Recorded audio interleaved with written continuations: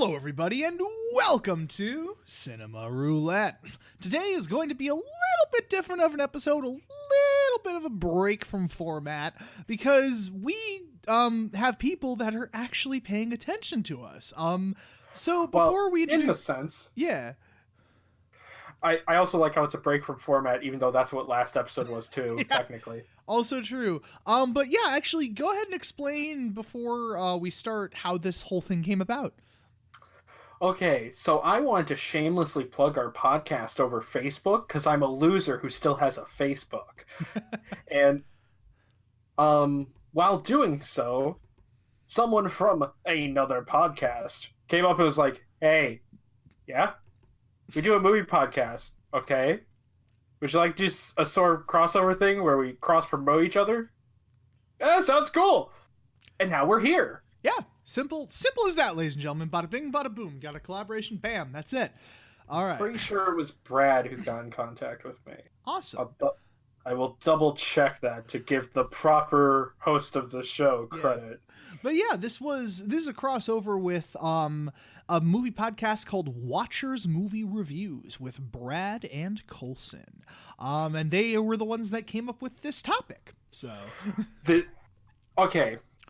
To describe their podcast real quick, they try to be better than us by doing 2 movies an episode, like jerks, but no, they discuss news with movies. They will talk about what they've seen that week, talk about 2 movies that they have set, and usually it's based around some sort of theme they had the week prior. Mm-hmm. And some episodes do a top 10. Which is what we're doing, because we're both going to do the same top 10 and cross-promote each other. Yep. This top 10 is going to be a little tricky for us. The top 10, in case you can't read, is top 10 performances. And most people would expect something after that, like top 10 villain performances or top 10 lead performances. No, this is just top 10 performances. Yeah, or even like a genre, like horror, action. No, just in general, top 10 performances. I didn't even like text Brad back like, so there's nothing after that? You don't want to do a genre? Nope. Yeah, Okay. so I'm dubbing this one top 10 film performance. This is all movies that we've seen. There's none for movies that either of us haven't seen. We want to clarify that. Well, did you cover movies that both of us have seen, or just one of them? Or just you have seen? Didn't even think about that during it. I just put down performances that I'd seen. So okay, because that's what I did too. I'm just making sure you did stunt yourself by doing that. No. I'm just saying, like, these are performances we've seen. Neither of us have put in film performances that we haven't seen. Was all I was saying. Yes. So I'm dubbing. I mean, it would be hard to judge those if we. Haven't seen them. So I'm dubbing this top 10 greatest performances that we can remember, because I'm sure there's more that we put on the list, but this is what we can remember. So. It's true. Plus, Jesus Christ, if we actually put way more, like, not that we didn't put thought into it, yeah, but just like, if we went into the nitty gritty, this list going just by the idea of performances could be 50 people long. Yeah. So, like, don't take this as like this is final, definitive what we think. Like, this is probably going to change in and out. So. Yeah, it's going to change, and also, I'm not sure about you, but I realize, like, I don't watch enough dramas. Yeah, same. I was like, whatever you see, I even looked up Cinefix doing top 10 performances just to get an idea of how to talk with each pick. Mm-hmm. And I was like, all these movies are very serious and covering heavy topics, and I'm here and I was debating putting Evil Dead 2 on there. Probably like a lot of like courtroom drama, or like, what do they call those? Like, not society pictures, like topic pictures or something like that. We live in a society. Yeah. In a movie. Exactly. But not in the movie society. Yeah, no. God, no. It's all gross in there. Before we do start, do you have any honorable mentions that you wrote down, or is it just your top 10? I have some honorable some of them I'll mention with the list. Yeah. I think what we should do is we should start at number 10, and then after number 2, we'll say honorable mentions, and then do our number 1. I might bring them up on some of them because there were like people who I debated between and chose, like they both had the same reason for being on the list, but I chose the other for a certain reason. Okay. Yeah, actually, I might do that too. So, all right. So yeah, anything else you want to say, or should we just get right into it? Well, I already mentioned honorable mention of Bruce Campbell as Ash in Evil Dead 2. Okay. Well, you didn't mention it was honorable mention. You just said. Well, I say it because I didn't want to spoil anything on the list. All right. So, yeah, let's start off with number 10. Should you go first, or do you want me to go first? I don't know. Because we're gonna go back and forth. My brain immediately went to Clockwork Orange joke, the old-fashioned in out. Right. Shit, we're not in person, so we can't do rock, paper, scissors. Okay, pick a rock, paper, scissors right now. Okay, scissors. I picked rock. Okay, you win. You go first. That wasn't me cheating, by the way. I held something out as I told Cameron to do that. Okay. All right, so yeah, Justin goes first. Number 10. I'm not going to do that the entire time. Simon Pegg in Hot Fuzz as Nicholas Angel. Police Constable Nicholas Angel, born and schooled in London. Ooh, that did make the list, because I know you were debating that, yeah? Yeah, I was, and I kept it low because it is... I can't imagine anyone else being Nicholas Angel. Mm-hmm. It's also insane to see Simon Pegg after Shaun of the Dead turning into going from this loser to a man who has his shit together. Yeah, like this is very serious, like very, he's a cop, he's got all the honors, he's very successful in his career. Yeah, and I could have gone with World's End and shamelessly plugged the episode, which is here, but... Because that's the thing about Simon Pegg, is he is a pretty versatile actor, honestly. He is, and I didn't know it was him when I first saw World's End, which I think I mentioned when we covered it. Yeah, because between Hot Fuzz and World's End, he lost a lot of weight. He did. Because I know Mission Impossible, you'll see that too, because in Mission Impossible 3, he's still like normal looking Simon Pegg, but I think it's between 4 and 5. Like 5 is where he's like noticeably thinner. So, but yeah, no, any Simon Pegg performance is great. So yeah, and the reason I chose Hot Fuzz is just I like the movie more. I think he's funnier in it than World's End. Well, yeah, because World's End he's a lot more serious, so it goes for a lot more drama. So yeah, I don't have much on him. It's just like I find him funny. I realize I don't have any comedic actors on this one. Really? No comedic performances. I didn't even think about that. No funny man. I guess not. Jesus Christ. Okay, you can go with your number 10. Number 10. My number 10 is Clint Eastwood as the man with no name.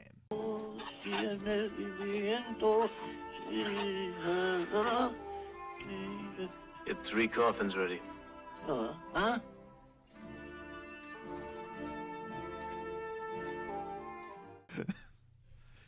But which is he the best in?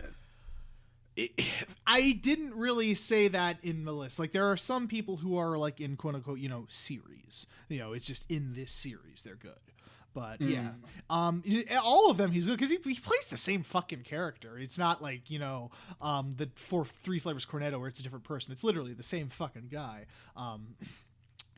I'll have a counter argument to that, but later. Okay, it's just such an iconic role. It's just he like I liked your criteria of like, can you imagine another actor in the role? And it's just such an iconic role for Clint Eastwood because I might be able to, maybe, but at the same time, it's just he does such a good job. He doesn't, and the whole thing about his performance is he doesn't really say anything. Like, it's a lot of like eye movements and like facial features, and it's a very physical thing. And when he does, it's just cool. It's like he's cool as hell without even having to say hardly anything. And when he does, it's either really badass or like a funny quip. So, yeah, it's such a memorable performance, and I'm just a sucker for spaghetti westerns. So, Clint Eastwood man's no name. I've only seen a Fistful of Dollars, so I can't 100% judge it. Yeah, but you'd get the general idea of his performance. Yeah. So it's hard to imagine anyone else in just his stance. Oh yeah, like his facial features, his outfit, just one of the most famous things from westerns in general, not just spaghetti westerns, just one of the most famous western characters ever. But yeah, that's that, I think. So then it's number 9. I'm gonna find a different way to say each number. We'll see what happens. That's fair. This one is actually pretty close to number 10, but I feel it makes the movie even more. It's Cleavon Little from Blazing Saddles as Sheriff Bart.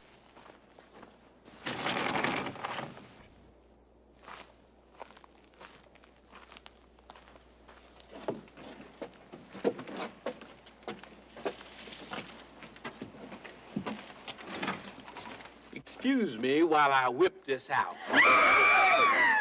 Oh, that's a really good one. That was the one you were telling me about, where it's like you've probably seen him, but you forgot. So you don't really know his name because he actually apparently won like the Academy Award, or he was nominated for Best Future. Like I forget the exact name, but it was like basically most likely to succeed. Yeah, because he is fucking hilarious in that movie. I love his performance. He was. And I also know after Gene Wilder passed away, a lot of people were saying like he's one of the main reasons Gene Wilder is one of the main reasons Blazing Saddles is funny.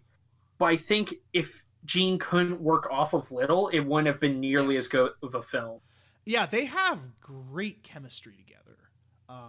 It's like, yes, Gene Wilder was an essential part of that film, but you're right. It's like the way they played off each other was great. Yeah, if the lead couldn't work off of people as well as he does throughout the film, it would not be nearly as enjoyable. Yeah. Yeah, that's the thing. Like and it's like, Gene Wilder is not the main character. He's technically a side character. Yeah. He's not on screen as much as the sheriff, so. And also just his smile in the face of all this hate and racism, it feels really good, especially now. It's cathartic. Well, the way he handles it is great. Just being like, sarcastic and just like fucking with all these idiots. So yeah. It's I like when they need him, it's like, oh, so now you need me. Oh, I wish I could quote G. Wilder's speech where it's like, morons. But yeah, just the way he fucks with them. He's like takes himself off. She's like, I'm gonna kill. Somebody help Listen that to poor him. man. He's crazy. Yeah. Somebody help that poor man. That's great. Fucking classic. It's a great pick. That's a great pick, dude. Also, I take it. Are you good then, or? Yeah, that's. Also, take that back. This was technically a comedy role. Okay. Number 9 is Jeff Bridges as the dude in The Big Lebowski. Wait. Let me explain something to you. I am not Mr. Lebowski. You're Mr. Lebowski. I'm the dude. So that's what you call me, that or his dudeness or duder or, El Duderino if you're not into the whole brevity thing.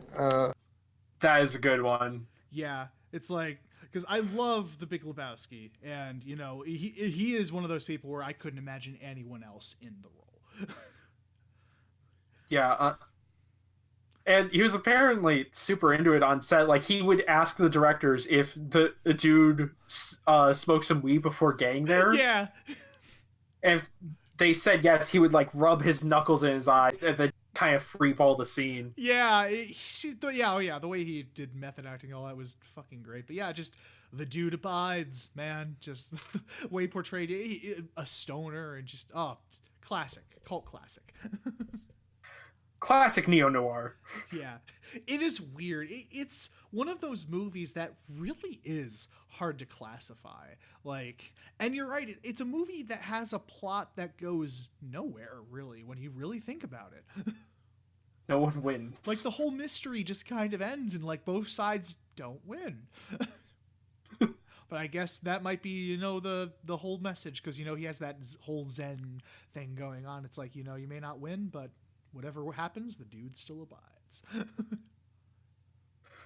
Go ahead and look up the religion of dudism. Yep. Oh, my one, JJ Vickers, my musician friend. I'm saying that because you know, but the audience doesn't know. I have a musician friend. Recently released a music video. Check it out on YouTube. Shameless plug. Nice. But he is part of dudism, and he's actually what's it called when you can marry somebody? Priest. Ordained. Yeah, he is legally ordained through dudism. So Oh, I didn't know that was a thing, but cool. he can legally marry somebody, and he got it through dudism. It's fucking great. So at a dudism church, do they smoke weed instead of drink wine? Right? I'm sure they do, if that was a thing. They need to make a dude church in California that does just that, or any of the legal states. There probably is one in California. Yeah, no, in California, you're probably right. Yeah, that's that. Okay. Number 8, I actually was one of the few where I was debating between two different roles. The one that was going to go here. Actually, hold on. I was debating between two roles for number 8 too. That's really weird. Huh. Okay, go on. Originally, I was going to put Robert Pattinson from Good Time. I know you told me you nixed that, so. I did. I changed it for, which anyone who's seen both these movies is going to look at me like, how the fuck have you mentally connected those? Greta Gerwig in Frances Ha. Should I text him back? Starboard anal sex? No. Ah, nice. And the reasoning here is, besides both doing a fantastic job in the role, they're very down-to-earth, realistic roles. Mm-hmm. Both films are a level of brutally honest. Good Times is a very anxiety-filled film when it comes to how realistic it gets. Just the conversations in that movie just really, like, with everyone talking at once, the way the camera was always on a close-up during one of those intense conversations. Yeah, and the way not many people look like they're in makeup, if that makes sense. Yeah, because, like, the people didn't look glamorous. That was a very, like, gritty, realistic, like, design movie. It was a raw film, but... Play the Gordon Francis... clip. No, I'm not going to. But Frances Ha, and this is a very petty thing, is just happy. Because I can only watch... We watched Good Time back in December, right? Yes. I think that was the last one we watched before I left. Ah, what a good one to end on. Right? But... It's okay, we ended on Love Exposure for Midwest when I came over. Oh, fuck, that movie is long. That's off topic. I need to focus. That's why I stopped talking. But Good Time is a film that even though I've only seen it once, it seems like one of those movies you can only watch maybe once a year without feeling awful, in a way. Oh, yeah. Yeah. While Frances Ha is one of, like, my go-to films, because even though it can get pretty down at times, it's still uplifting by the end. And it would also be really great if we covered that movie too on the pie. Oh, hey, wait a minute. Was that the one that you limited yourself to? Yes, even though I've technically sponsored ourselves twice. Also, remember, this episode is a crossover with Watchers Movie Reviews. Link in the description and the show notes. Why did you do that? Just randomly. Because I've shamelessly plugged ourselves twice. Okay, all right. So, I will shamelessly plug the other show as well, which is equal to twice. Thanks, Brad and Coulson. Thanks again. Brad seems like a neato dude. Hell yeah. And Coulson, I'm sure, is neato too. We just haven't met him. So. I haven't talked to him, so I don't fucking know. Is that it? Yep, that's... And also, just Greg Gerwig is fucking charming as hell. Yeah. Yeah, that movie is definitely... It's a very grounded in reality movie. It's problems, that could happen to anybody. And it's indie as hell. Oh, fuck yeah. So my number 8 was a really, really hard choice. Okay, sorry, I didn't mean to... Almost as hard of a choice as to put your phone on fucking vibrate, Yeah, I Cameron. just did that. Oopsies, I'm sorry. How unprofessional. God. Jeez. This was a really hard one because this was going to be on here regardless, I realized. Like, the more I thought about it, like, I was like, do I really want to put this on here? But I'm just like, yeah, like, their performances were so good. And this is from a Marvel superhero movie. Okay, before I punch you, tell me who it is. Now, hold on. Now, I know the obvious choices would be Robert Downey Jr. as Iron Man, or, Chris Evans as Captain America, something like that. I chose Michael B. Jordan from Black Panther as Killmonger. Y'all sitting up here comfortable. Must feel good.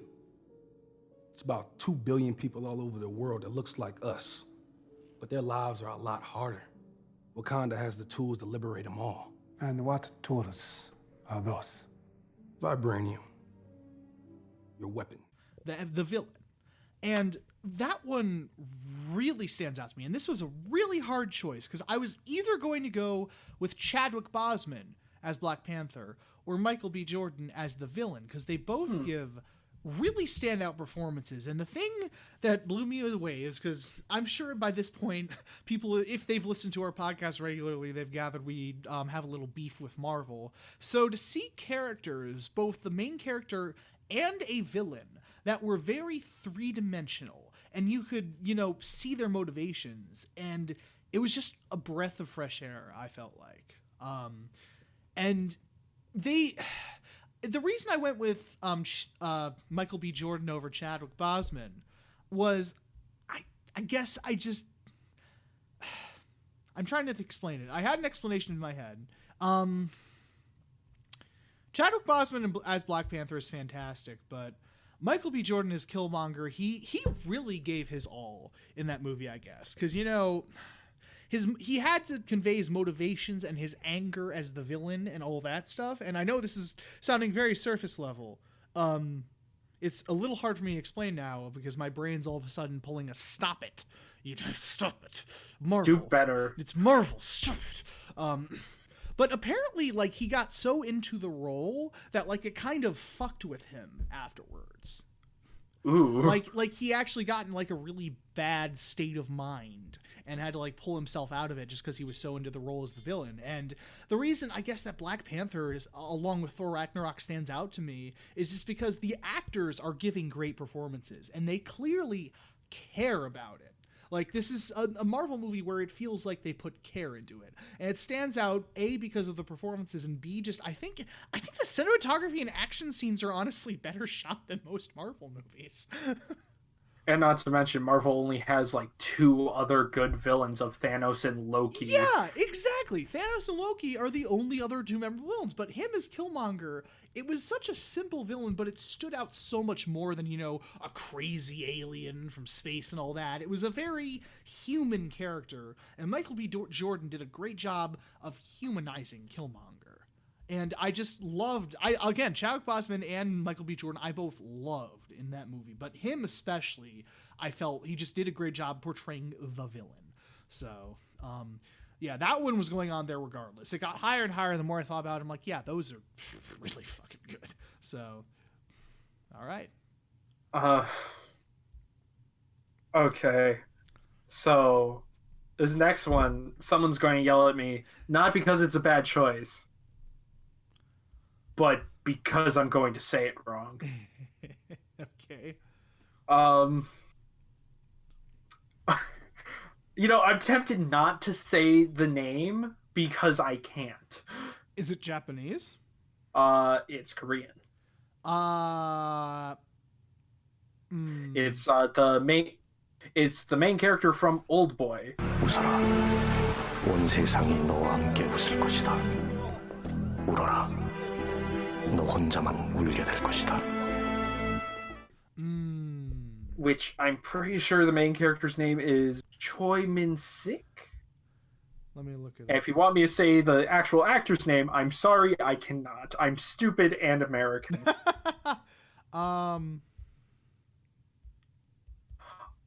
But the reason this is really on the list is because I can't basically everyone on this list is I can't imagine anyone doing the role. Choi Min-sik is the actor's name, yeah? No, that is the character. Are you sure? Yes.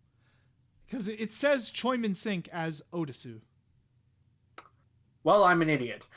I'm dumb and American, and I did not... You read the character name and the actor name backwards. I did. Even though I did the normal way for every other... Anyway, past Justin has been annoying me since he made me start putting on weight. That gets a slow cap. That... I'm gonna take a moment just to reflect on myself being an idiot. Give me a moment. Oh my god, Justin. 10 out of fucking 10. I'm great at my job. Oh. You know who else is great at their job?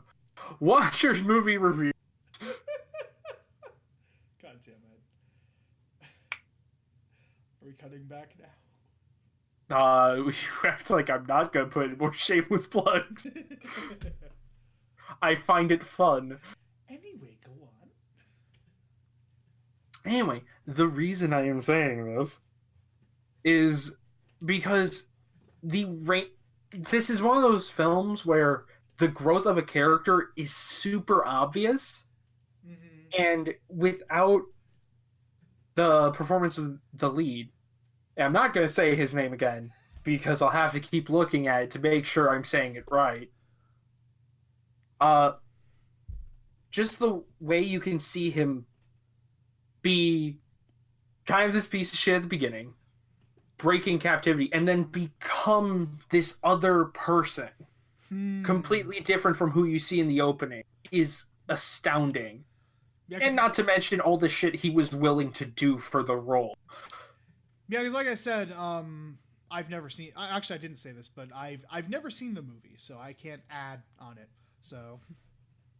Next time you're over, we're watching Old Boy, and that's going to be a regrettable decision. Why? But it gets fucked. Just the brutalness of it? Kinda.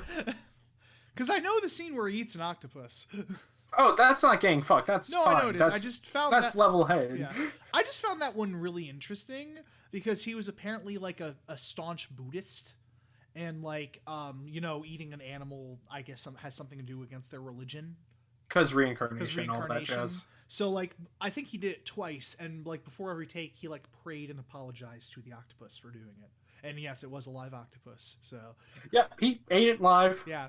But no, that's one of the things he was willing to do for the movie. Yeah. The stunt work is fucking fantastic. Like you were mentioning with Clint Eastwood, just the way he is able to physically show through his face and his body to become this character is fantastic. Mm-hmm. Hell yeah. Also, even though it's been, it might have been nearly a decade since I've seen the movie, the role still sticks with me. Nice. Yeah, it's one of those roles that really sticks with you. Yeah.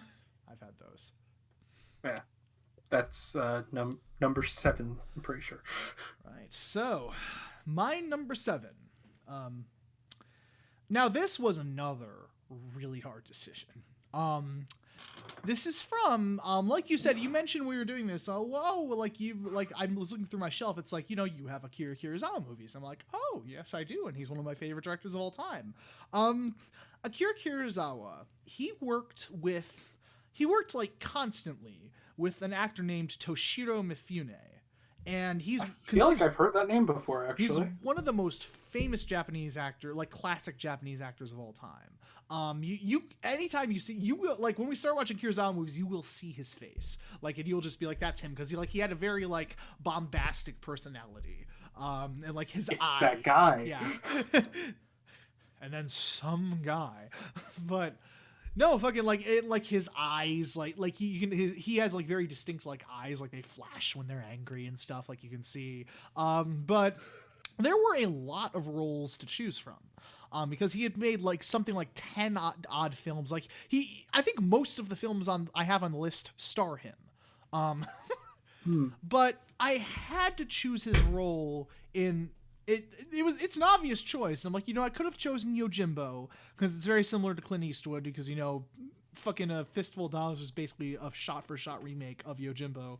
But I had to go with an obvious choice, as let me see if I can look at this word, because I believe in you. Kikuchio, I believe, or Kikuchio. Okay. In the Seven Samurai, his character in the Seven Samurai. 灯籠に拝謁か。ありがたき幸せだな。参ろう。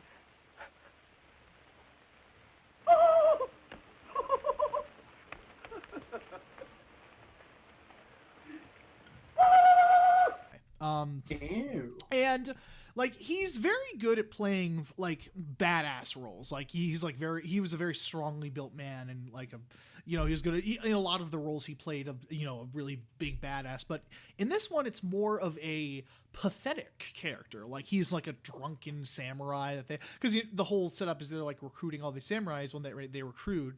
And I think like what happens is like he's like drunk in a horse stall, and he's like has this hot temper. And in the movie, he's more of a comedic relief than anything.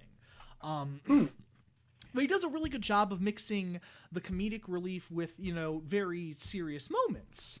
And another reason that I chose this over the other performances is because of how impressive his physical stunt work was. Because, the action scenes that were shot in that movie in 1954 were leagues ahead of their time.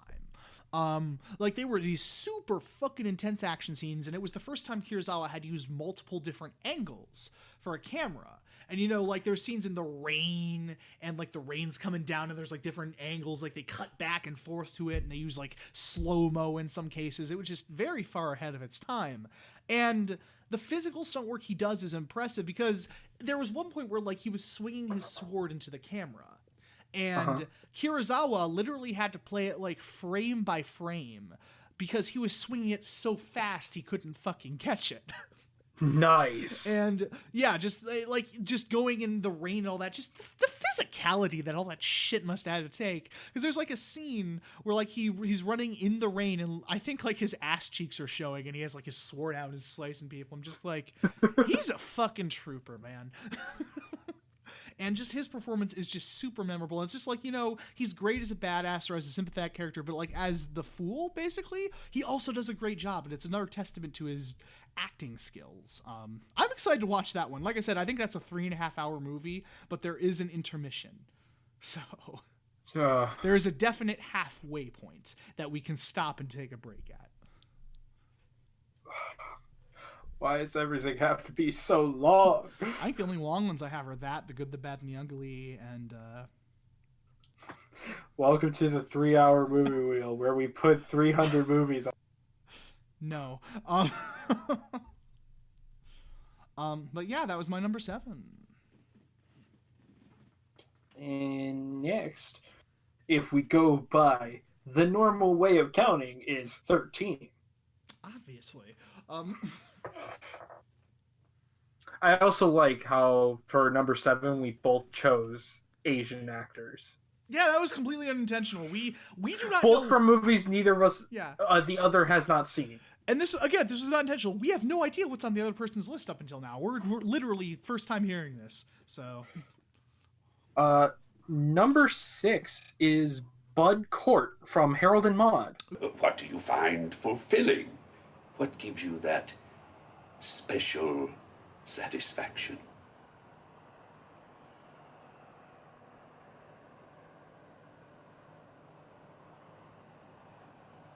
I go to funerals. Ooh, interesting choice. Okay. Is this an excuse for me to say that Harold and Maude is the graduate but good? Yes.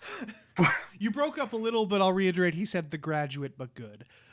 But good. Bud Cort.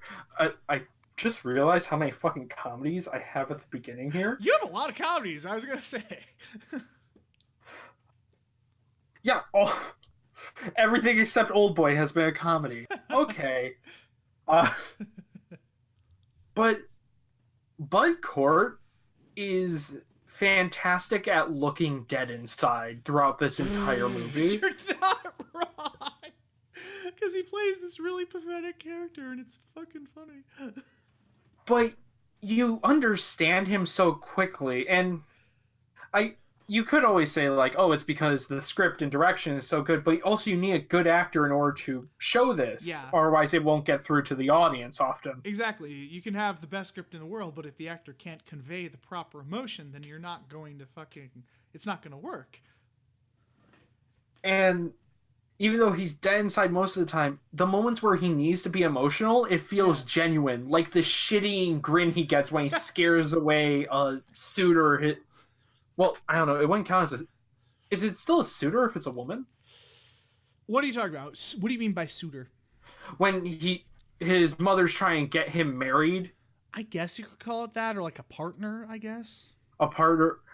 When she's forcing him to date, whenever he gets them to run away scared, the shit-eating grin he gets is so fantastic. Yeah, we're not... I don't think we should spoil for the audience what he does to scare him away, because it's too great. I'm not going to. That's why I'm kind of dancing around it. Oh, that opening scene made my jaw drop.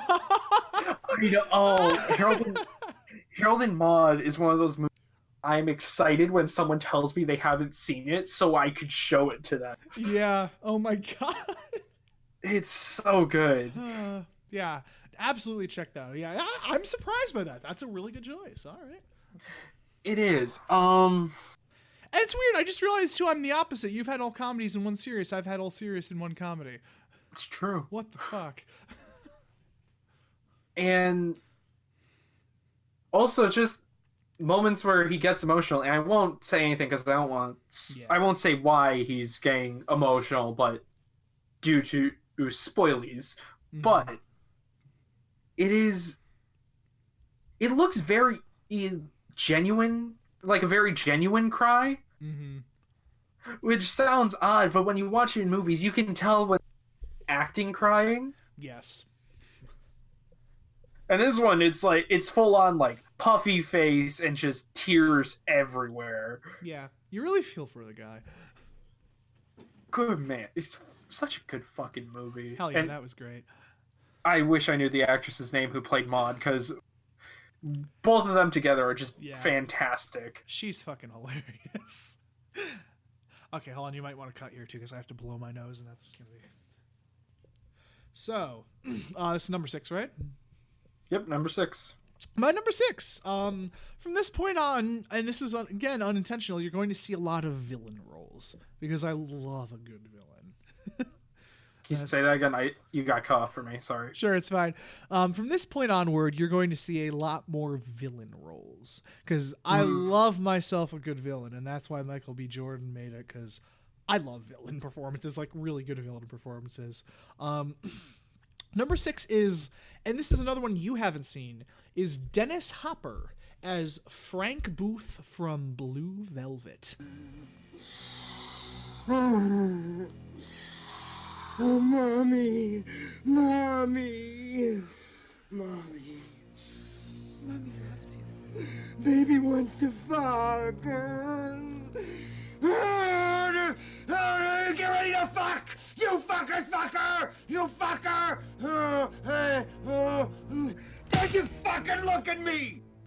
This movie, and what I'm so excited for you to see it, because it's just a complete fucking psychopathic performance. And I know, like, shocking, something disturbing in a David Lynch film, but this one especially is disturbing because it deals with a little fun topic of relationship abuse. So, Okay, how big of air quotes around issues? It's not like realistic, but it's still a really disturbing scene. I don't want to give the plot away. I'm trying to think of how to even describe it without giving the plot away. It's something that you really have to see in order to, like, you know, get the performance. Well, I guess I know I'm watching tomorrow. Do you have DVD of it or what? Yeah, I have a DVD. Oh, sick. Yeah. Yeah, it's just this really disturbing. Damn it! I want to say it, but I don't. I don't think I should. Do you want me to take off my headphones so you may describe it? Sure. What should I should I message you when I'm ready? Yeah, sure. Just send me a letter or something. Okay. Goodbye, audience. I will be back soon. Warning, Cameron is about to spoil a bit of Blue Velvet. If you don't want to hear spoilers, skip ahead to 4210. Okay, so yeah, Dennis Hopper as Frank Booth. When it comes to just, you know, a pure psychopath, it's just, he does such a fantastic fucking job at doing it. Just 'cause the crazy random shit that he says, and especially, you know, the relationship with, because I forget if he's even married, but he's in a relationship with the woman that Kyle MacLachlan's character is in love with now. And there's this really fucked up scene where Kyle MacLachlan's in a closet looking out, and he's just beating the shit out of her, and she's just kind of letting him take it. And the way that he portrays that character is, for lack of a better word, fucking insane. Like, it's pure insanity. It's the definition of pure insanity, and it's another role I couldn't imagine anyone else playing. Perfect casting all around. One of the greatest villain roles ever put to film, and still one of the most disturbing fucking performances of all time. Yeah, that was it. So I'm gonna call Justin back here. And now I'm back. Yes, he's back, ladies and gentlemen. I'm hoping that was probably the world's most perfect explanation for why you chose such a character. It really wasn't, but life moves on. No, it actually ends right after this podcast. Oh, God. So enjoy the time while you can, audience. Hope you listen to the Watchers episode first. Oh, boy. Oh, man. Oh, man. Yeah, start out with something good. Oof. All right, that was number 6. So,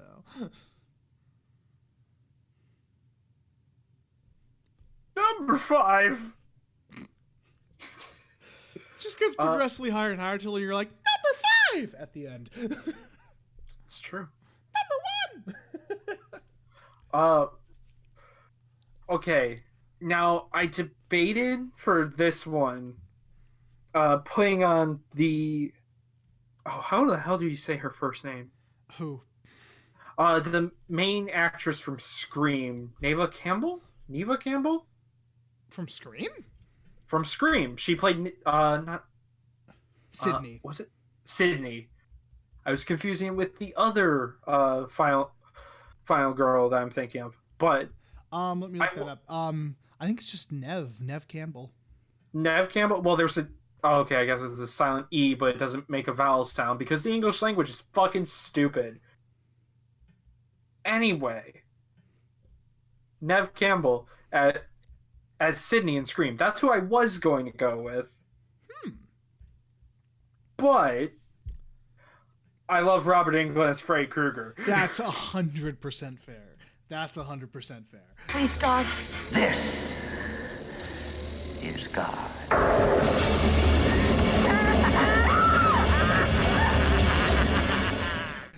If I had to choose one of the movies, I would say Nightmare on Elm Street. See, this is where my counter argument was going to come up, because even though Robert Englund plays the same character, Freddy is somewhat different in every movie. He is, yeah.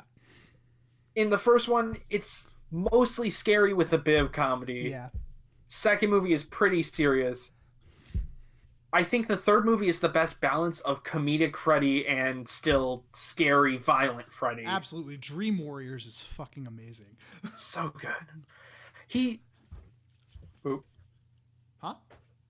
Someone's walking down the hall. Of course, as I reference Freddy Krueger. Fun. It doesn't help your hallway is just long. It is. But Robert Englund is just able to get into this character's head and have such a fucking blast. Oh, yeah. He's honestly my favorite horror slasher. He's just mainly because the creativity of the kills, the fun he has with it, and just it's fucking terrifying. Thanks, mouth and brain. Yeah, because that's the thing, when you think slasher villains, there aren't really many that have a personality. Most of them are just, lumbering stalkers, or they do have some unique. And it's like, as much as I love Michael Myers, Robert Englund is... Freddy Krueger just has such a personality, and he owned the role so much that no one else could do him. No one else could do him. Yeah, like the remake, I never even watched the full thing. I couldn't get through it because it's not a good Freddy. No, it's not. They tried to do a more serious Freddy, and that's the problem is you can't.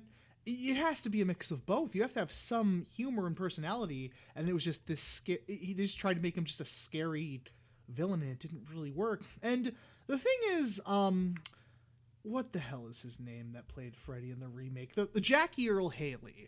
The thing that sucks is Jackie Earle Haley is a really good actor. He was in Human Target, which was a TV show I watched at the time.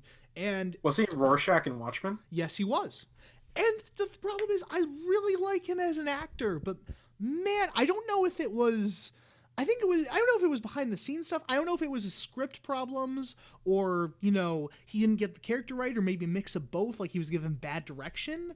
But I think the design didn't help because it looked like Freddy was punched in the face. Yeah, the makeup did. Yeah, you're right. The makeup didn't look good either, so that didn't help. But I think he was just given bad direction and he couldn't do much with the character, which is sad because I really like him as an actor. Actually, something funny with Robert Englund is Wes Craven's who's directed, correct? Yes, he did the Nightmare on Elm Street ones. Okay, I'm making sure. Because sometimes my brain confuses him with Wes Anderson, which are two very different directors. Yes, it is. But Wes Craven didn't think Robert Englund would be a good Freddy because he's apparently a super nice guy. That's what I've heard. He's a really nice dude in real life, yeah. But then once the makeup was on, they were like, oh yeah, that's right. The makeup makes him fucking terrifying. Oh yeah. And that's why I love number 7 too, is because you see him without and with the makeup. Yeah. I was like, wait, you mean the number 7 actor we chose? No, you meant the I'm sorry, I should have clarified. Yes, you should have.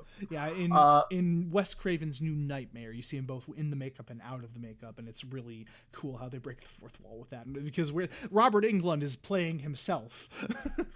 That movie's so fucking meta. It is. Also, a story I love about the creation of Freddy is it was based on experience Wes Craven. Wes Craven had. I burped in the middle there. It's all good, dude. Wes Craven had where, as a little kid, he like his house looked out into an alley. He looked down and saw a guy in a big trench coat look right up at him and smile. And Wes Craven was a little kid. He gets freaked out by this and ducks down, waits probably 10 minutes, and then peeks back outside to see if the guy's still there. And he was still staring. He laughs and then leaves. Oh, fuck! And that's who they wanted Freddy to be. A person who would wait just that long just to scare the shit out of someone. And Robert Englund catches that perfectly. That makes so much sense. That makes so much sense. No, that's a great pick. I'm surprised I didn't think of it. That's a fantastic pick. It's because you're stupid. So my number 5 is Marlon Brando. And there were countless performances I could have chosen from him. Streetcar Named Desire, On the Waterfront, and The Godfather I could have chosen. But I chose his performance as Colonel Kurtz in Apocalypse Now. Are you an assassin?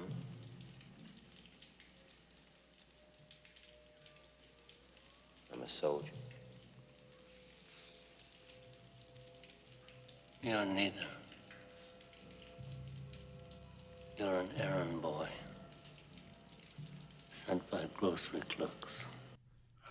That's fair. Because, and again, another villain role, and I love a good villain, but the thing about Marlon Brando is he doesn't even appear in much of the movie. And when he does appear, he's completely in shadow. And the thing about it is, you know, this character was built up from the very beginning of the movie. They keep mentioning Colonel Kurtz. Colonel Kurtz, that's his whole mission. Go find Colonel Kurtz. And, and you spend 2/3 of the movie taking this journey down the river. And it's a long fucking movie, but it's a movie where the payoff to this very enigmatic character is well worth the wait. Because he's shot almost completely in shadow because he's this very imposing, very mysterious kind of figure. And I still love the behind the scenes of that because Marlon Brando, he was not known for being a actor that was easy to work with. And he wasn't. I know that. Yeah, very method actor, and he was a very quirky person. And if you listen to Francis Ford Coppola do interviews about him, it's great because Francis Ford Coppola got him because he kind of knew just to, you know, listen to him, let him do his thing, and then let him create this character. And he worked. That's why he worked with him so well. But Marlon Brando showed up, I think, like days late or something like that. He showed up on set completely overweight. Like didn't look good at all. He had really let himself go, and he still had his hair. And I guess they want him to be bald. And there were just these constant arguments on set. And I forget what it was, but I think he was reading the script or something. But eventually he did let him. I think he convinced him to shave his head and all that. But the reason he shot from shadow so much is because the reason he's so imposing is because they only shot him from the waist up because he was so overweight. Oh, jeez. And most of his, like, you know, poetic dialogue, I think like most of it was improvised, which is crazy. Yeah, if I remember correctly, they were having a real problem with him to even read the fucking script. In the behind-the-scenes documentary, there's a moment where it shows, like, all the raw footage and stuff, and, like, he's saying his poems and whatnot, and he like, just kind of, like, stops for a second, just like, okay, I'm done for today, and just kind of walks off. Yeah, I think he says something like, if you want anything else, get someone else. Yeah. But no, they stuck with it. Somehow they got it. And the thing that blows my fucking mind is, you know, this movie, and when you watch the behind the scenes, you'll understand this was the production from hell. And the fact that it turned out so fucking good is nothing short of a miracle. And the fact that Marlon Brando, who, you know, didn't even bother to show up on time and really let himself go, gave such a memorable and strong performance is just mind-boggling to me. And how do you say his last name again? Marlon Brando. You've been adding some odd emphasis at times where it's like Brandao. Oh, Brandao, I don't know. I say it sometimes different ways, but yeah, it's just that and the fact that he showed up overweight and they shot him entirely in shadow actually added to the movie because, you know, he was a very enigmatic character, and that helped add to this whole mystique around Colonel Kurtz. So, and it's just one of the most memorable villain performances of all time. That's why it's only number 5. Yep. Oh, we got some good ones coming up. So, yeah. So, moving on. Number 4. Number 4 or whatever. Sigourney Weaver as Ripley in Aliens. Ooh, that's a good one. Get away from her, you bitch! I could easily just say best space mom and move on. I should have chosen that because I realize I have no women on this list, but wow, what a sexist. Yeah. Again, I was just struggling to get a top 10 acting performances of all time, let alone, you know, trying to decide whether it was man or woman. So, Ripley's a fantastic choice. That would have been on there had I remembered best space mom. How do you forget your best space mom? I'm sorry. You're right. You're right. It's just been so long, man. I haven't seen her in years. And actually, you won't see her for years because, future and all that. Yes. But the main reason I didn't choose Alien 1 is because she does a great job in it, too. But she doesn't really become as a three-dimensional character until Aliens, not Alien 3. Yep, you're good. But I haven't even seen Alien 3. I still think it's underrated, especially the producer's cut. But after more's come out, it's become the Silent Hill 4. Sure, it was the weakest at the time it was released, but there's far worse. But then Resurrection and Covenant happened, so yeah. I still like Prometheus. It's a little bit preachy, but I still like it. But that's off topic. I mean, not too far off topic, but still. It doesn't involve Sigourney Weaver. It doesn't involve it's off topic. What I was going to say is, in the first movie, it's much more of a straightforward slasher flick. So, it is. Of course, she's not going to be as memorable, but yeah, Aliens took it to a whole new level. Yeah, and I'm realizing I also have a lot of characters who are emotionally broken. Don't know what that says about me. Well, I know I have a lot of villains, so I don't know what that says about me. That's fair. But without, I don't know, is it spoiling if I explain why she's emotionally broken at the beginning of the movie? I realized we never did a spoiler warning at the beginning. We didn't, did we? No, but we can add that later. Well, we've been trying our best not to spoil. We've been trying our best. I did spoil Blue Velvet a little bit, but that was more for I'll put a spoiler warning. Yeah, for okay, Blue spoiler Velvet. warning for Aliens here. Skip to 1 hour, 0 minutes, and 32 seconds. Yes, for Alien and Aliens. If you haven't seen those movies, even I've seen them, so you don't have much of an excuse. Go watch them. But okay, skip ahead to. I'll insert a time.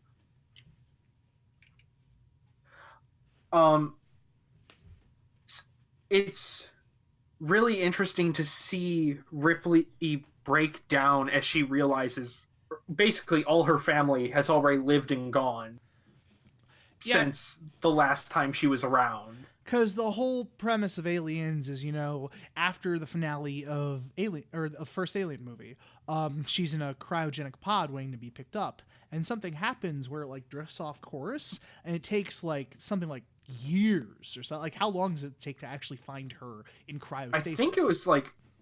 I think it's over 50 at least. Yeah, at least 50 years have passed and she's still in cryostasis, so obviously she's preserved and all that. But they find her, and I think they find the cat in there too, right? Yeah, the cat stayed with her as well. Cat stayed with her, so they're both alive. And yeah, it's one of those things, because I forget which video game dealt with this, but it's living that long, say we are able to live hundreds of years, but it's you could see, if you were immortal, you could see just all your friends and family just slowly die around you. And thank goodness I hate everyone now. And it's you're right, seeing her come to realization, all her friends, all her family, everyone's just gone by that point.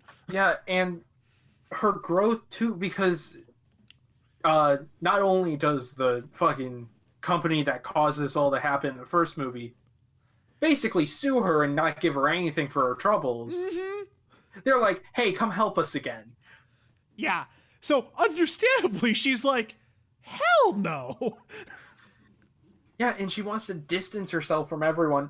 Probably mentally not wanting to get attached to anyone since she has lost all her friends before she went to sleep, and all her family is now gone. Yep. But you see her slowly grow as, one, this fantastic leader, but two, as a more caring person, even learning to trust android. Or are they androids? Yeah, they're androids, yeah. Okay. But yeah, I do love that aspect of the movie where she's obviously really uncomfortable around Bishop because the android in the first movie ended up being the bad guy, and she's understandably traumatized from it attacking her and basically being like, you were all expendable. I was just overseeing an alien to deliver it to the company. Yeah.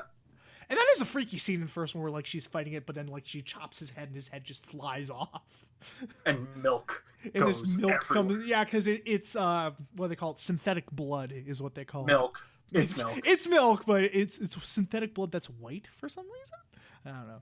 Because it's milk. But yeah, she grows... Milk does the body good. Yes. Anyway. Milk does the body good, so replace your fucking blood with it. I've tried. But no, yeah, she learns to trust androids because Bishop becomes a really close ally, and she learns to have close feelings again when Newt comes along. So, and she's just a fucking badass. Sigourney Weaver is fucking awesome. God, yes, fucking love Sigourney Weaver. And best space mom. Hell yeah, best space mom, 10 out of 10. Anyway, up to you. Number 4, yeah. Yep. Number 4.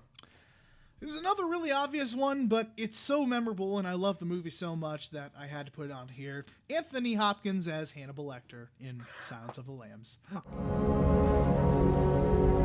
Good morning. Dr. Lecter, my name is Clarice Starling.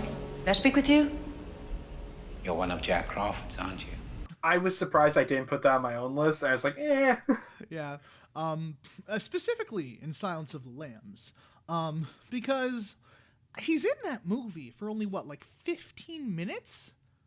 No, he has to be in there longer. Something is it really like only that. 15? It's not as long as you would think it is. And yet, he completely dominates every single solitary scene that he's in.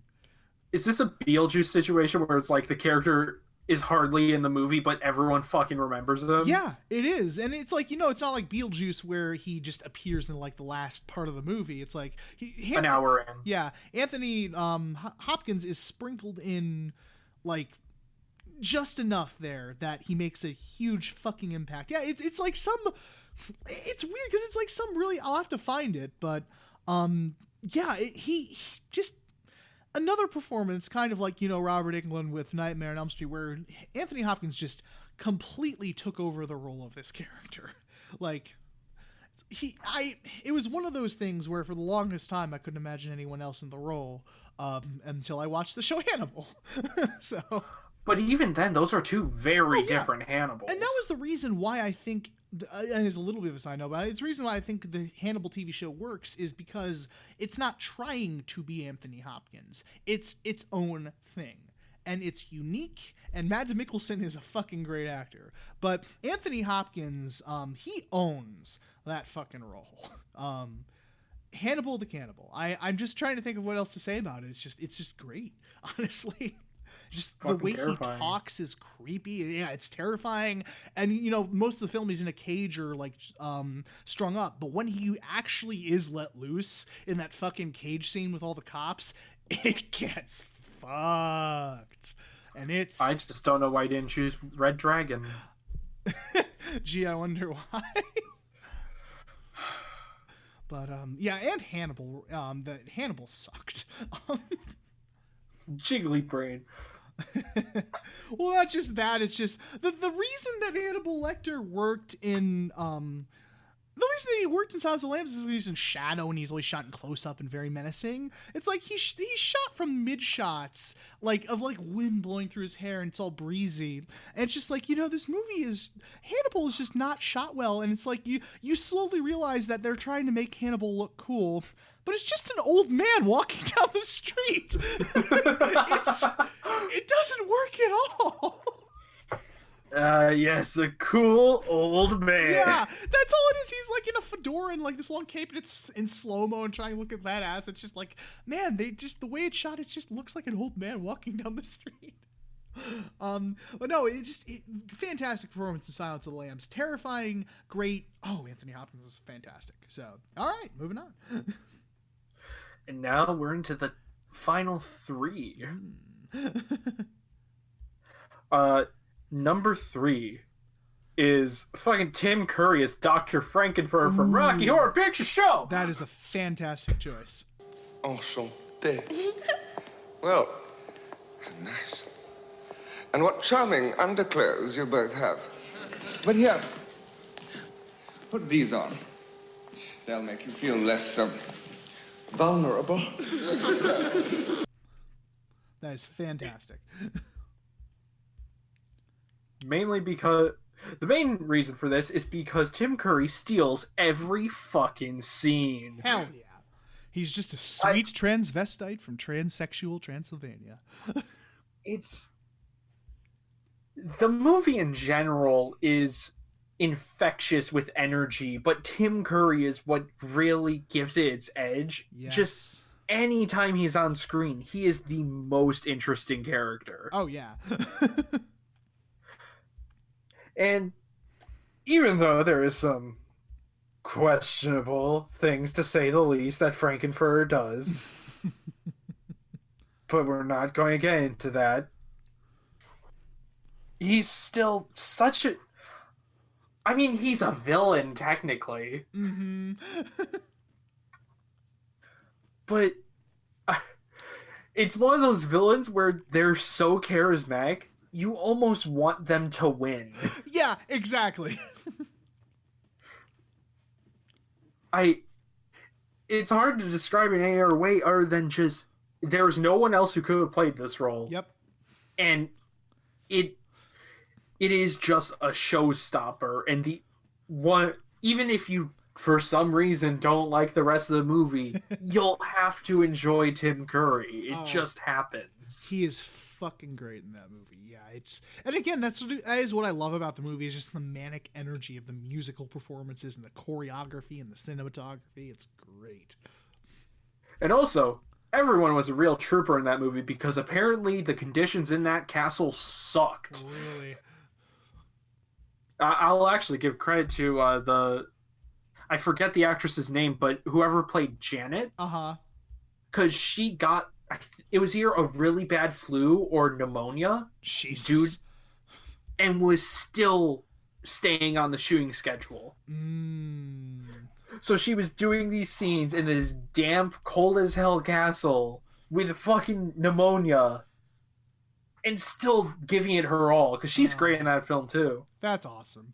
1 sec. Also, a little side note, I did look it up. It says Anthony Hopkins on screen as Dr. Hannibal Lecter varies an estimate from 12 minutes to just under 16. Really? Yeah. And you wouldn't think about it. But yeah, despite that, he won the Academy Award for Best Actor in 1992 with only like 15 minutes of screen time.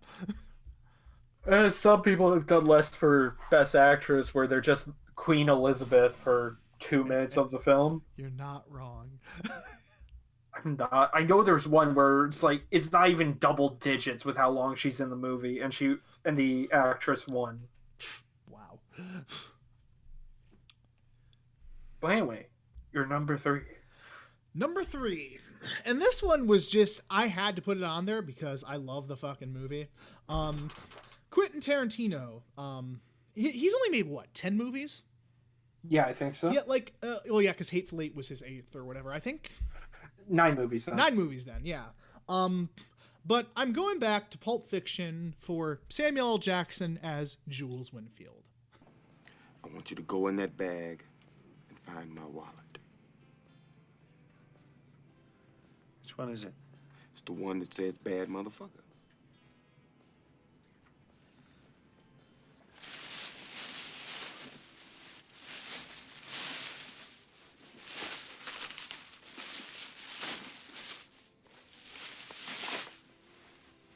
That's it. That's my bad motherfucker. I read that Jules is good. I read that this role was specifically written for Samuel L. Jackson, and it's another one where I couldn't imagine anyone else playing the role. And his performance is just great because, Samuel L. Jackson, he's known for playing very bombastic, very loud characters, and this is just the epitome of a great Samuel L. Jackson performance. Just endlessly quotable, the film. Especially the opening shootout. Quotes a million times, man. Yeah, honestly. We keep saying what? It's just like, where are you from? What? What ain't no country I ever heard of? They speak English and what? What? English, motherfucker, do you speak it? And he's able to balance, the good parts with kind of, the little more low-key parts, like at the end where he's in the diner and, like, he's, oh, I've been enlightened or whatever. It's fucking great. The whole cast does a fantastic job, but Samuel L. Jackson especially stands out. So I know it kind of reinvigorated John Travolta's career for better or for worse, but yeah, I love that movie so much. It's one of my favorite Tarantino ones and one of my favorite Samuel L. Jackson performances. And I think that's why I was so disappointed with the Star Wars prequels, besides the fact that they sucked. It's Samuel L. Jackson being calm the whole time, which no. I think that's also something that works in Pulp Fiction is he does have calm moments, but he's ready to fucking burst. Yeah, because it's been shown that he's a pretty big hothead. So yeah, to end it, you will know my name is the Lord when I lay my vengeance upon thee. That's a misquote. I know it is. Yeah, there's no quote like that in the Bible. It's a misquote. Okay, so now it's time for number 2. If you put a graphic, I imagine the 2 just slowly going down like 2. Someone will yell at me like this is cheating, which it's not. It played in theaters. Mark Hamill as the Joker in Mask of the Phantasm. I hate that song. Gasp! Can it be old Sally the Weezer Valestra? Welcome, Paisan. It's been a dog's age. Hello, Joker. Didn't mean to drop by unannounced. Oh, Salvatore. Why so formal? Mi Casa Nostra es su Casa Nostra. What the Nice. Go ahead and consider me cheating, but Mark Hamill is the best Joker, and anyone who wants to argue with me is wrong.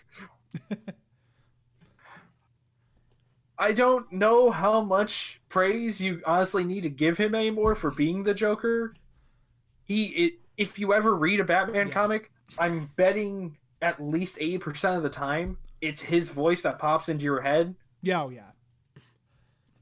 And he just captures Joker so perfectly with being someone who acts like kind of a big buffoon and as a joke, and then can easily in seconds become the scariest person in the room.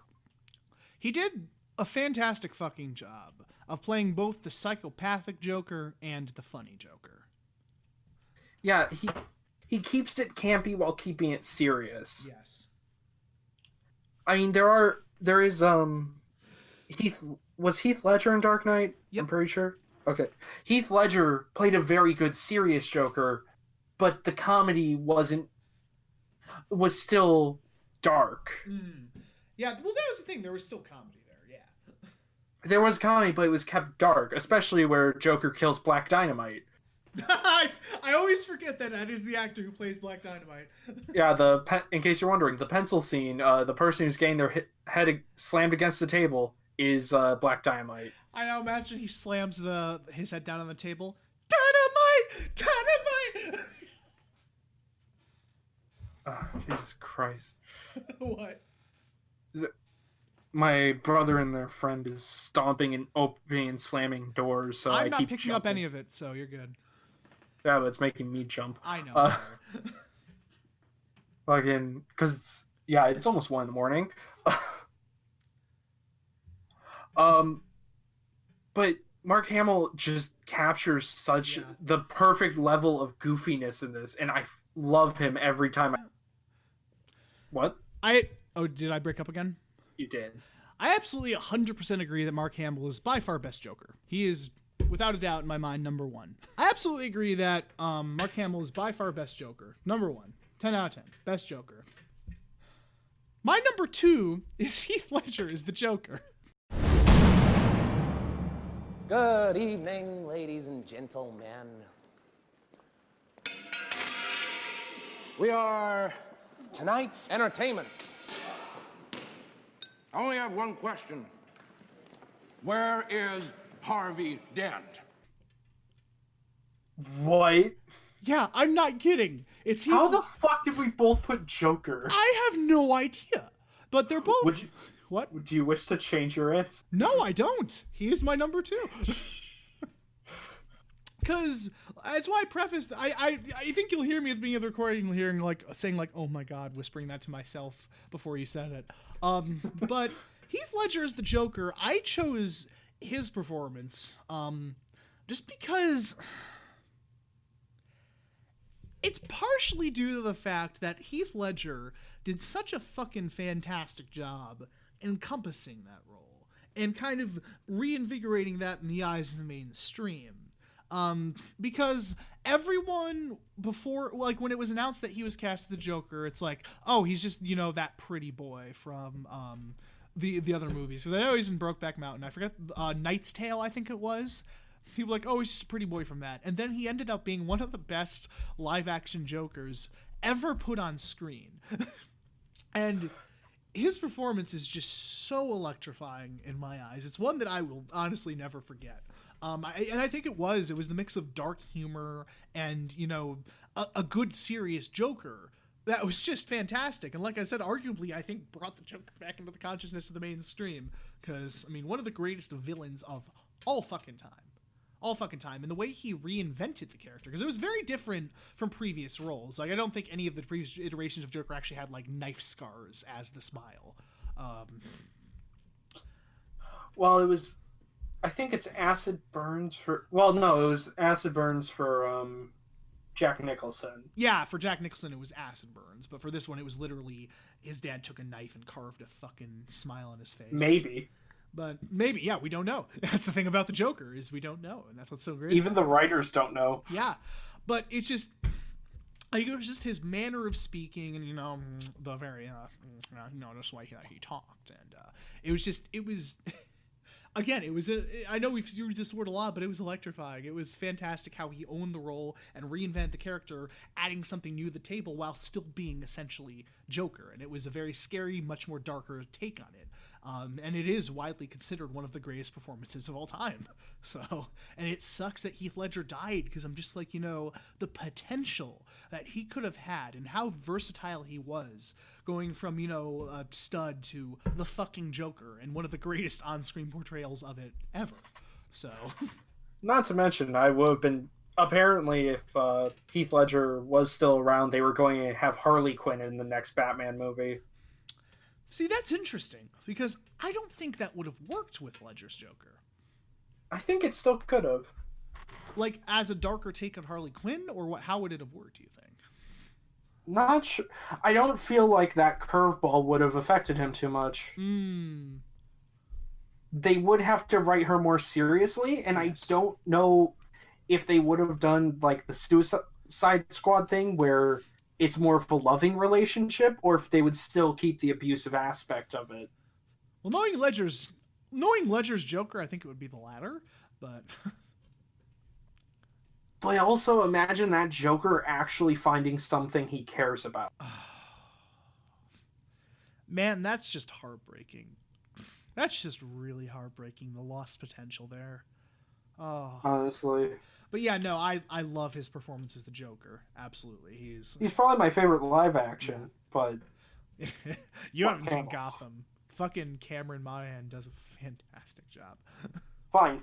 Film live action. Same. Favorite film live action. So, favorite film period, still Mark Hamill, but Heath Ledger is one of the greatest Jokers of all time in my mind. Hey, do you want a hot take that would piss people off? Sure. I think some people who say Jack Nicholson is the best Joker are clearly wearing nostalgia goggles. Oh, absolutely. Absolutely. He's fine in the movie, but he's not the best Joker. No, he's not. And the thing is, he does do some serious, but he's most, his introduction's pretty cool, but, he's mostly a jokey one. And I understand at the time loving the movie. At the time, in 89, yeah, absolutely, he would have been the best Joker. I was before Mark Hamill, before any of that. Yeah, absolutely. But nowadays, it's just he's been surpassed, honestly. Yeah, people have just gotten better. And there was one dude on Facebook, I'm not going to mention any names, where, I said, I really do love Nicholson's performance, but someone said, what's his name? I'm going to look that up. They said the Two-Face from Batman Forever was still their favorite Two-Face. And I was just like, No. Why? I don't know. It's not. It's like a 3-part name. It's not James Earl Jones. What's his name? It's guy who plays. I know who you're talking about. He plays K. He plays K in Men in Black. Yeah. But yeah, people were saying that he was Tommy Lee Jones. That's it, Tommy Lee Jones. But yeah, people were saying he was their favorite Two-Face. And I'm like, no. We still need a good movie adaptation of the Riddler. We do, because all we have is Jim Carrey. Which I still enjoy the role. I do too. I enjoy the hell out of how hammy he is. And, it's really funny how Tommy Lee Jones was somehow, I think he was like equally or more over the top as the Riddler, yet he was calling out Jim Carrey for being too over the top. Yeah, he literally went up to Jim Carrey and went, I hate you. Yeah, he's just apparently a huge asshole to Jim Carrey because he thought he was too over the top. I'm like, look at his own performance. Are you joking? What a hypocrite. Is that all you have to say on Heath Ledger, though, and being wrong about Best Movie Joker? Well, I said he's not the best. I never said he was the best movie Joker. He's just one of my favorite Jokers of all time, and I had to put him on there over Mark Hamill. I don't know. Should we do any honorable mentions we have? Yeah, you can go first. I'm not going to go deep in detail because how far? What time are we at? Hour and a half. I'm sorry, what? Hour and a half. Hour 1:28:11 and counting. Yeah, I remember when we said this was going to be a short one. Fucking hell. I have 3. Do you have any more than that, or? I have a couple more. Besides Robert Pattinson from Good Time and Bruce Campbell in Evil Dead 2, like I already mentioned. Rooney Mara in Girl with Dragon Tattoo, I really love. I was thinking about that one too. But honestly, it's like, she didn't leave. That felt more like the direction saved the role than the actor saving it, if that makes sense. Mm-hmm. Jim Carrey in The Mask. Oh, okay. And Michael J. White as Black Dynamite. Yes, that's a great one. Which I was going to do for Cleavon Little, but I felt Cleavon did better. Yeah, that's fair. My runner-ups, well, like you already said, Girl Dragon Tattoo. But my other ones were, I actually didn't put James Bond on here. I was going to put Sean Connery as James Bond on there because he was like an icon. He was the one that defined who James Bond was, and just basically kickstarted that whole mythos. If I put him on there, I was trying to decide between Sean Connery and Daniel Craig, because those are my 2 favorite Bond actors. I put Sean Connery over Daniel Craig, one, because he has, unfortunately, more better movies than Daniel Craig. Mm-hmm. And 2, yes, while Daniel Craig helped reinvigorate Bond, because Die Another Day is one of the most boring by-the-numbers Bond movies of all time. I think it took like a 5 or 6 year hiatus before releasing Casino Royale, and he just reinvigorated the character and was so badass. But Connery just defined, I think. He started and defined what it was. But I think the reason... wouldn't call you original. Yeah, exactly. But I think the reason it wasn't on there is because, other actors have been proven to play James Bond. And while, yes, it's hard... It's hard to cast Bond, but he's not, too complex of a character. Yeah. He's not, he's a spy that loves women, drinking, and sex, and is very badass. It's a lot of different people could play Bond, and I think that's the reason I didn't put James Bond on there, which is surprising because I'm a gigantic James Bond fan. It's probably my favorite movie series of all time, but I always felt like, multiple people have played him and played him well, so... Other one was Peter O'Toole as T.E. Lawrence in Lawrence of Arabia. And while he does a fantastic fucking job in the role, and he's electrifying and memorable and really plays a great character, I think it's the same thing with Frances Ha, where you said we were debating between that and the Miller movie, is because it's not a movie I would watch as often as another movie because it's over 3 fucking hours long. Yeah. I think I've only seen it like twice, so it's not exactly the way I'd sit back and watch. And while he's great in that, it's just one I couldn't feel myself watching over and over again because it's so damn long. And my other honorable mention was Hugh Jackman as Wolverine in the X-Men films. Any specific one, or just all of them, if I'm being honest? Okay. When it came, Origins was pretty fantastic. Ow. First off, ow. But like when it came to casting, he was the perfect fit for the role. I couldn't imagine anyone else as Wolverine. He owned it. He was perfect as it, and just when I think Wolverine, I think Hugh Jackman. Like if you're reading the comics, that is the voice I would give it. So. Also, I will say another honorable mention is Johnny Depp as, what is he called in Fear and Loathing in Las Vegas? Because he's not Hunter S. Thompson, even though that's who he's playing. Oh, I know what you're talking about. Dr. Gonzo? I think it is Dr. Gonzo. I think it is. Yeah. I'm going to look that up just to be sure, but keep going. I was just going to say that. Try to keep this quick. It's okay. You just have number one. one. Also, I was debating Furiosa in Mad Max Fury Road. Hell yeah. Johnny Depp plays Raoul Duke. That's it. Because Benicio del Toro's character is Dr. Gonzo. Right. Okay, so, yeah. And now, I think it's time for number one. For number one, organizing this list was actually a pain in the ass of like debating, okay, who do I feel is better? And there's one person who kept shimmying up the list. And that's Brandon Lee as Eric in The Crow. Straight face, you motherfucker! Is that gasoline I smell? No, man. No! No!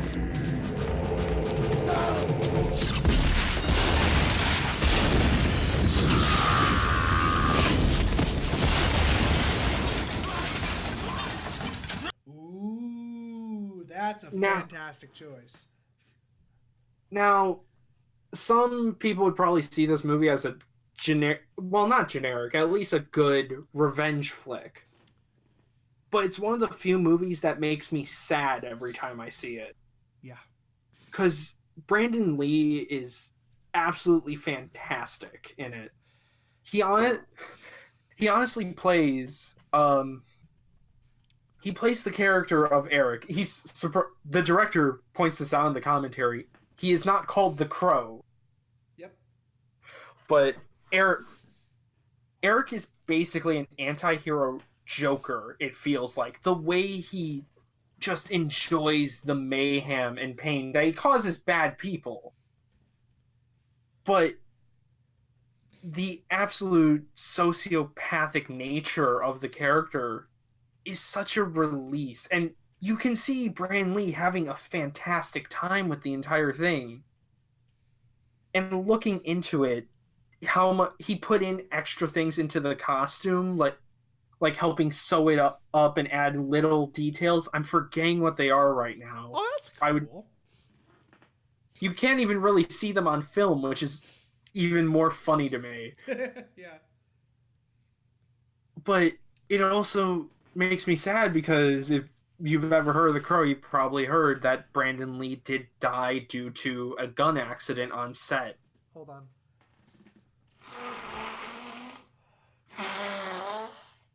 I know, it's really sad. I realized I was sniffing a lot, so go on. And due to just people not paying attention or doing their jobs properly, he passed away after this movie.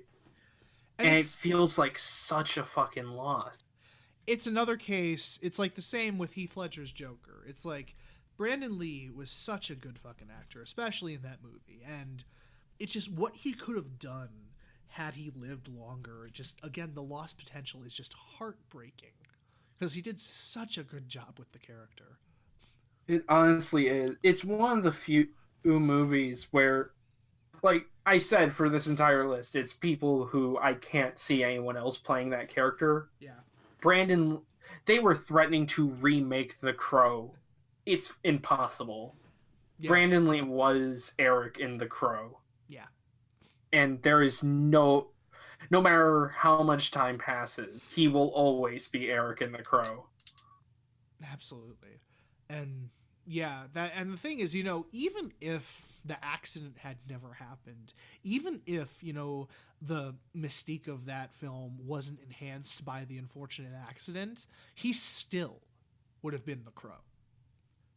Yeah, he steals every scene. His physicality is fantastic. Even while covered in layers of makeup, he still emotes fantastically through it. Mm-hmm. Just such a good fucking movie. Hell yeah. Well, that got more emotional than I thought it would. Shit. All right, so is that it? Yeah, that's it. My number one. It's actually going way back to the dawn of time when film was first around. My number one choice for a list of great performances is Lon Chaney Sr. as Eric the Phantom in Phantom of the Opera. Okay. Well, I've been playing a sound clip from every movie character we mentioned, just so that way, visually on YouTube, you can see the clip, and it's like, oh yeah, that movie. And in the audio, you can hear it and be like, oh yeah, that character. But this is a silent movie, so I can't do anything. We'll just go back to the episode.